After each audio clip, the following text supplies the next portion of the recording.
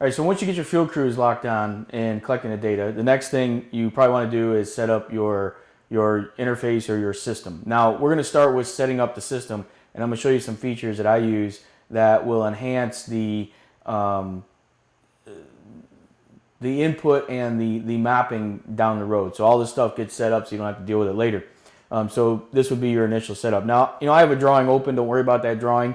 I could start with a blank drawing and do this. Now, the first thing that I set up that I'll talk about are the tool palettes. Now, over on your home tab under the palettes window, you have your tool palettes. Now, when you first launch Civil 3D, these are set up to provide your Imperial sub-assemblies for doing road design. Well, if you go over to the tool palettes here and right-click on this and on the sidebar there and click on Customize Palettes, you're going to be able to customize your palettes.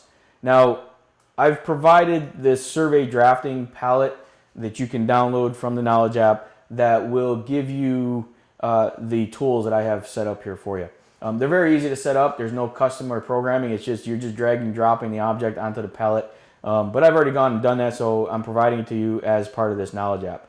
Now, the first thing I do is minimize all these groups over on the right-hand side. It makes it a little easier to set this up. All right. So then, once you minimize them, what I'll do is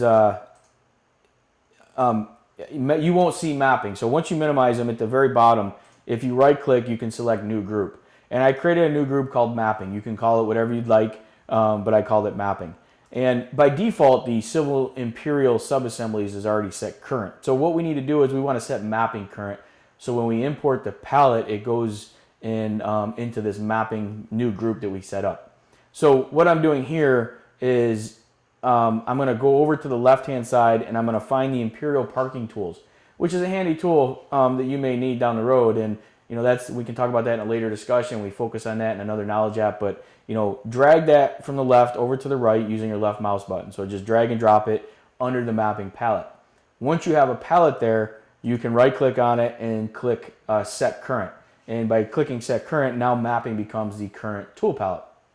Now, if hopefully you've downloaded the palette I gave you, all you have to do is right-click over here, select Import, and go grab that survey drafting palette that I provided. And when you click Open, it adds it here, but it also adds it over to your group, which is under Mapping. And then go ahead and close it. Now you can add in other palettes as well. Now, you'll see the survey drafting palette and the Imperial Parking Tools. The way this survey drafting palette is set up, you can see that it's got a polyline or a line, and it says V boundary prop, and it says property boundary. What's neat about this is if you look up on my ribbon up here, my current layer is G match line. Well, what these palettes allow you to do is if I'm going to draw my sanitary, down at the bottom, I've got my cable TV, I've got my communication lines, my gas lines, sewer lines, storm, water, so on and so forth. So when I pick on this polyline command, what it does is it automatically switches my layer for me and tells me that I'm now going to draw on the sanitary sewer pipe. So as I start drawing that line, you can see that it's automatically drawing that line and that polyline on that layer. And when I'm done with that command, it actually sets it back to the current layer that I was on. So normally I have that layer set to 0. So you can see that that's a pretty handy feature so that I don't have to worry about what layer I'm on. So that's kind of one of the first things that you want to set up. And that's, like I said, fairly easy to do, where all you have to do is draw a line in any drawing, and then you left click on that line. And when you left click on that line, it'll change your grip. I'll show you here in a second. So if I come in and I left click on this, I select it and then left click on it again. See how it changes my cursor and I'm able to drag this? Well, you can just drag and drop it onto the tool palette and actually make your own. So what it does, it takes on those line properties with the layer, color, so on and so forth. So now that it's over here, it'll come over and it'll say polyline. And then all you have to do is right click on it and rename it. So by doing so, you're setting up your palette, and you can see that I've got this set up so that it automatically helps me draw that line, and I don't have to go and worry about switching layers and whatnot. You can also do this with blocks and other things, but that's the first thing that we want to get set up. Okay. The other thing, the next thing that we want to get set up, obviously besides the drawing template, because this stuff isn't part of the drawing template, this is part of your user interface. You want to open up a drawing, and it can be any drawing, doesn't matter. Actually, this part we'll have to do later after we discuss the template. So that is setting up your custom user quick properties. We'll set those up. But what I do want to set up is the when I right click, because there's a couple things that I want here, that when I right click, or whether I have an object selected or not selected, I want certain commands in here. So when I right click here, you can see I get, you know, my standard out of the box software set up. So let me turn off this quick properties here. All right, so what we're going to do next is we're going to set up the some shortcut menus on our right-clicking menu, or right-click shortcut menu. These are ones that I use a lot, and I think they become very handy for doing utility mapping. Now, a couple things you can do up top on your quick access toolbar is I can go to annotate, I can right-click on the labels, and I can add that to the quick access toolbar. And what that does, it puts the icon up on my my quick access toolbar, so that when I want to go use it and click on it, it opens up my my notes, or my labels for Civil 3D. We're going to talk about those more here in a little bit.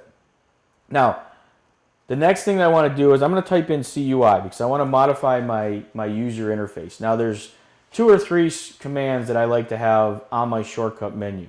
And there's 2 shortcut menus. So if you go to the left here where it says shortcut menus, and you've got context menu for default mode, and when you expand that, these are the commands that show up when you right click on that shortcut menu.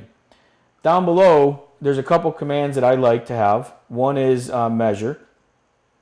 So I'm going to search for the measure command.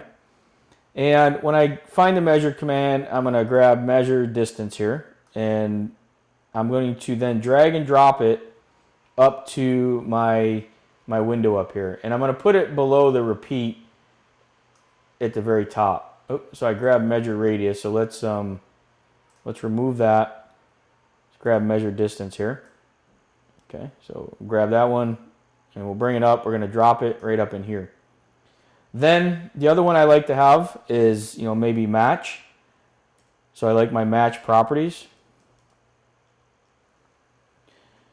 So we'll grab that one, and we'll drag that one up as well. So we'll put that right under measure distance. Then there's another one that's kind of hidden called notes. So I grab that, and that's this one here.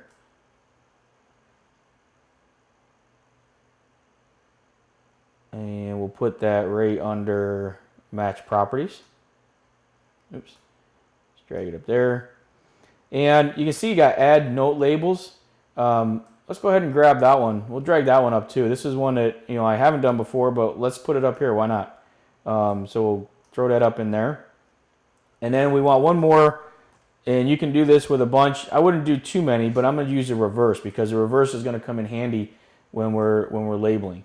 So I'm going to come up here, and I'm going to add in the reverse command there as well. All right, so then what I'm going to do is I'm going to click OK to that. And now I also want to do this in edit mode as well. But if I right click, you'll see here that I get the ability to select those commands right from here. So there's my measure distance, match property, so on and so forth. So it makes it very handy to use this tool. And so adding the note, I could add that note label, and that may be handy. But I'm going to show you using the notes from the drop down is a little bit better for that those aspects. So that's the next thing I do, is set up the CUI. So let's do under edit as well. So if we go to shortcut menu and we go to context menu for edit mode, and we're going to come down here and we'll do reverse. We don't need to use them all again, because there's certain ones that work better when you're selecting an object rather than not selecting an object, or not selecting it. So I'm going to bring that one up as well. So let's grab that and drag it up and put it right under here. Oops. Let's put it up to there. And I probably use the note one too. The note one I use quite a bit, and we'll talk about that as we get into this. So again, just dragging it up so it's in the right spot. All right, and then we'll click OK.